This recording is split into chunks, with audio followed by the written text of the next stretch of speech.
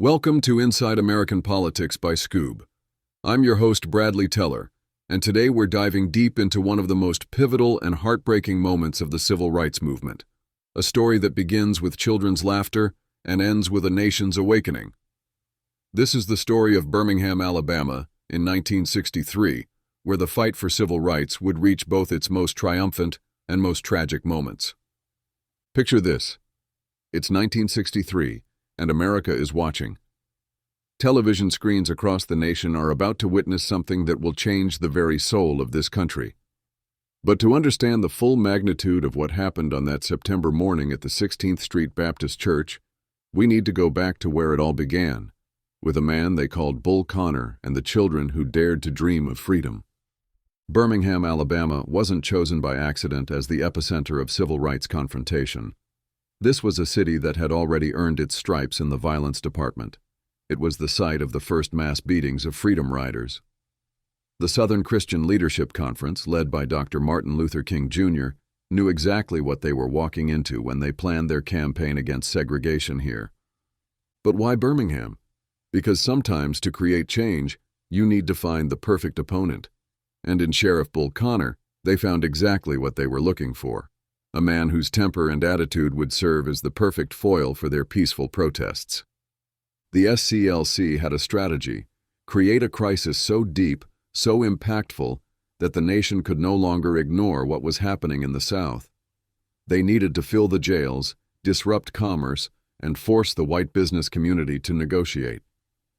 But by early May of 1963, they had a problem.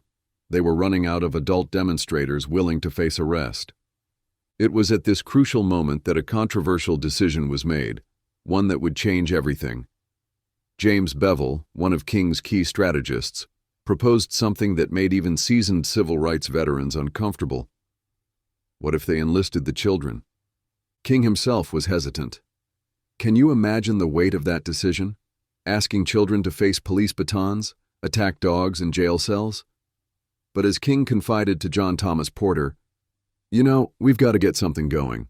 The press is leaving, we've got to get going." The pragmatic reality was stark. As Wyatt Walker, another SCLC leader, later explained, "We needed more troops. We had run out of troops. We had scraped the bottom of the barrel of adults who could go. We needed something new." And so, history was about to be made by the youngest of warriors. Thursday, May 2nd, 1963. Imagine hundreds of teenagers, some as young as middle school age, gathering at the 16th Street Baptist Church. This wasn't a field trip or a school assembly. This was a rendezvous with destiny. By midday Tuesday, leaflets had been circulating in Birmingham's black high schools, urging students to join what would become known as the Children's Crusade. FBI agents were so worried they warned the city's police intelligence squad. Even school officials tried to stop it. At Parker High School, they attempted to detain their pupils, but scores of determined students jumped over fences to head for 16th Street. Picture the scene, the church packed with hundreds of eager youngsters, while Connor's forces deployed alongside Kelly Ingram Park, that square-block expanse of greenery that served as the symbolic dividing line between the Black District and white downtown Birmingham. While King remained closeted at the Gaston Motel, still wrestling with the decision, James Bevel took command. There was no time for hesitation. Shortly after noon, the first wave of youngsters headed out the door of 16th Street Baptist Church in what can only be described as a brave pilgrimage to City Hall, singing and laughing. Can you believe it? Singing and laughing as they walked toward certain arrest. These children willingly submitted to being taken into custody by Birmingham's police. After the first wave was driven away in police vans, a second group marched out of the church, and then a third. Bevel was in direct command of these young troops, while Wyatt Walker served as overall field general, coordinating tactical moves through a system of walkie-talkies. Walker was so committed to the cause that he later admitted to tactics he never revealed to King at the time, including dispatching 8 or 10 guys to different quarters of the town to turn in false alarms to deplete Connor's forces. "I had to do what had to be done," Walker later explained. "At times I would accommodate or alter my morality for the sake of getting a job done. I did it consciously. I felt I had no choice. But what happened next would shock the world and change America forever. May 3rd, 1963, a date that civil rights leaders would call Double D-Day. If you think that name sounds ominous, you're absolutely right. This was the day that Bull Connor revealed his true nature to the world, and America got a front-row seat to witness the brutal reality of segregation. Connor's response to the children's peaceful march was swift and savage. He ordered his forces to use high-pressure fire hoses and police dogs against black children who had been peacefully marching to City Hall. Let me paint this picture for you because it's important that we understand exactly what the world witnessed that day. High-pressure fire hoses, the kind used to fight fires, were turned on children like weapons. The force was so intense it ripped their clothes and left them bloodied on the ground, their bodies tumbling against brick walls and down the pavement. Police officers swung nightsticks into skulls indiscriminately and loosed attack dogs on the panicked crowd. One image in particular made President Kennedy physically sick when he saw it on the front page of the New York Times. A police officer forcing a young boy toward an attack dog, a German shepherd with its teeth clamped on the boy's abdomen. As Kennedy himself said, it captured a moment once seen and known, which could not be unseen and unknown. But the horror wasn't limited to that single photograph. Television cameras captured it all. One evening, the national news featured film of 5 Birmingham policemen pinning a black woman to the ground, with one officer's knee at her throat. Another photograph, carried on front pages of newspapers around the world, showed a huge, snarling police dog lunging at a black woman.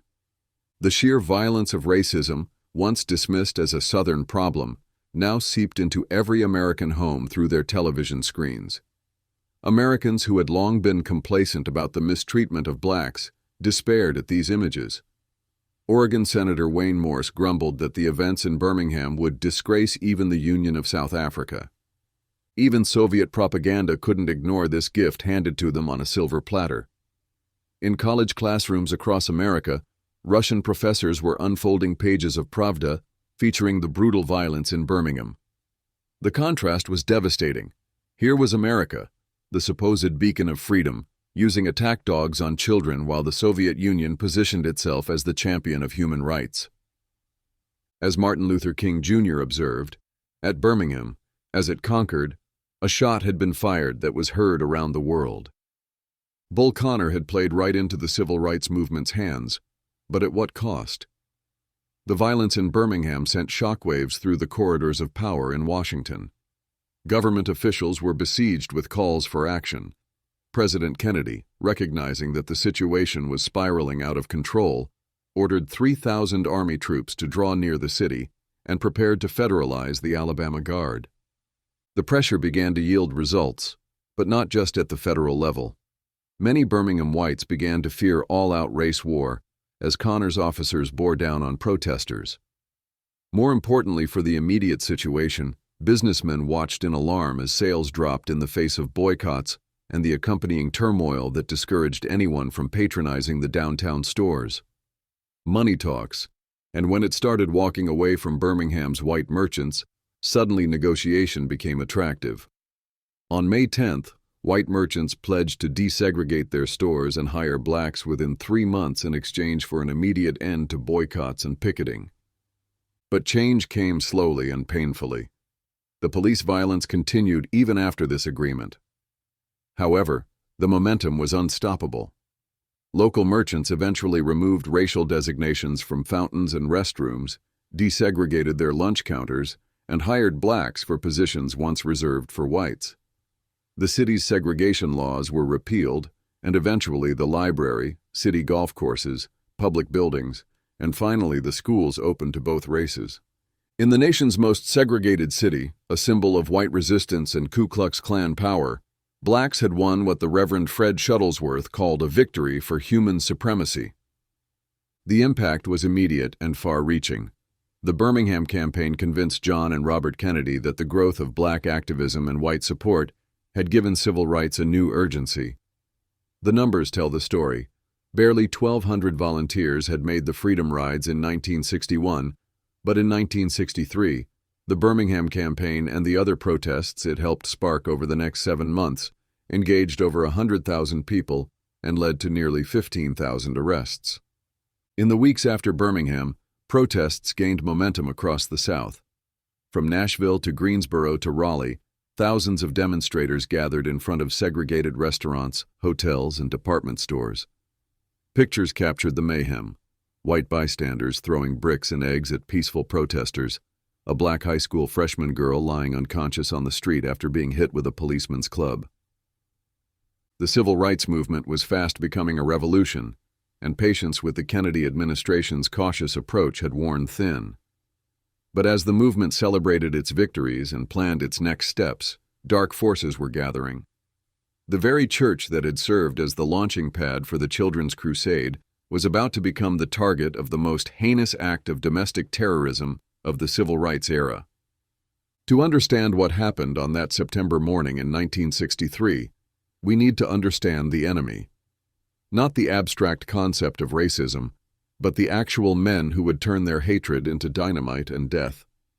Birmingham had already earned the nickname Bombingham due to the alarming frequency of racially motivated attacks, many carried out with complete impunity. At the center of this reign of terror was a man whose very nickname told you everything you needed to know about him: Robert Chambliss, better known as Dynamite Bob. Chambliss wasn't a lone wolf. He was part of a Ku Klux Klan group called the Cahaba Boys, also known as Clavern 13. This wasn't your typical social club. This was a secret militant action group dedicated to harassing, intimidating, and terrorizing black citizens of Birmingham. We know the intimate details of this group thanks to Elizabeth H. Cobbs, Chambliss's own niece, who would later write about her experiences in Long Time Coming. As a child, Cobbs often visited the Chambliss home to spend time with her aunt, Flora T. Chambliss. During these visits, she saw Klansmen when they came to visit Robert Chambliss, and she heard plenty about the activities perpetrated by the Klan. According to Cobbs, the group's membership shifted over the years, but the core group consisted of Robert Chambliss, Troy Ingram, Thomas Pop Blanton, and later his son Tommy Jr., Bobby Cherry, Herman and Jack Cash, Charles Cagle, John Wesley Nigger Hall, Ross Keith, and a handful of others whose roles varied from starting fires to securing and hauling dynamite, building and placing bombs, providing alibis, surveillance, and diversions, and just generally keeping track of each other. Think about that for a moment. This wasn't a group of unorganized thugs acting on impulse. This was a coordinated terrorist cell with specialized roles, operational security, and a clear mission: to maintain white supremacy through violence and fear. The 16th Street Baptist Church had become a particular target because of its prominence in the civil rights movement. It wasn't just a house of worship, it was the command center for Birmingham's civil rights activities, the launching pad for the Children's Crusade, and a symbol of black resistance to segregation. For the Cahaba Boys, it represented everything they were fighting against. And on the morning of September 15, 1963, they decided to make their statement in the most brutal way possible. Sunday morning, September 15, 1963. In churches across America, families were gathering for worship, children were fidgeting in their Sunday best, and the world seemed, for a moment, peaceful. At the 16th Street Baptist Church in Birmingham, Alabama, that peace was about to be shattered forever. 4 members of the Ku Klux Klan, Chambliss and his cohorts from the Cahaba Boys, had worked under cover of darkness to plant at least 15 sticks of dynamite beneath the steps of the church. They chose their timing with calculated cruelty, just before Sunday morning services, when the church would be filled with families, including children preparing for youth worship in the basement. At 10:22 a.m., their bomb exploded. The blast was devastating. It killed 4 young black girls who were in the church basement, getting ready for youth worship. Let me tell you about these children, because their names and their stories matter. Addie Mae Collins, just 14 years old, Cynthia Wesley, 14, Carole Robertson, 14, and Denise McNair, the youngest at only 11 years old. These weren't activists or protesters, they were children getting ready for Sunday school. A 5th girl, Sarah Collins Rudolph, Addie Mae's sister, survived but suffered permanent injuries, including blindness in one eye from shattered glass. 22 other church members were injured in the blast. Can you imagine the scene? One moment, these girls were probably talking about school, about friends, about the things that matter to children. The next moment, they were gone, victims of a hatred so deep and twisted that it would target a house of God and the most innocent among us. The bombing's horror reached far beyond Birmingham. The murder of 4 innocent girls inside a church stunned the nation and the world, igniting global condemnation. This wasn't a confrontation between police and protesters that could be spun or rationalized. This was the cold-blooded murder of children at prayer. Despite the enormous worldwide impact of the bombing, despite the fact that officials suspected, if not knew, immediately after the bomb exploded who was responsible, the wheels of justice turned with agonizing slowness. No one was immediately held accountable. The FBI quickly identified suspects, but withheld key evidence, and state officials failed to bring charges. For more than a decade, the perpetrators remained free, walking the streets of Birmingham, while 4 families grieved their murdered daughters. Justice delayed is justice denied, but sometimes justice deferred is not justice defeated. It would take more than 20 years, but eventually, the truth would have its day in court. In 1977, Alabama Attorney General Bill Baxley reopened the case against Robert Dynamite Bob Chambliss. The key witness? His own niece, Elizabeth Cobbs, whose childhood memories of Klansmen visiting her uncle's house and her detailed knowledge of Clavern 13's activities provided crucial testimony.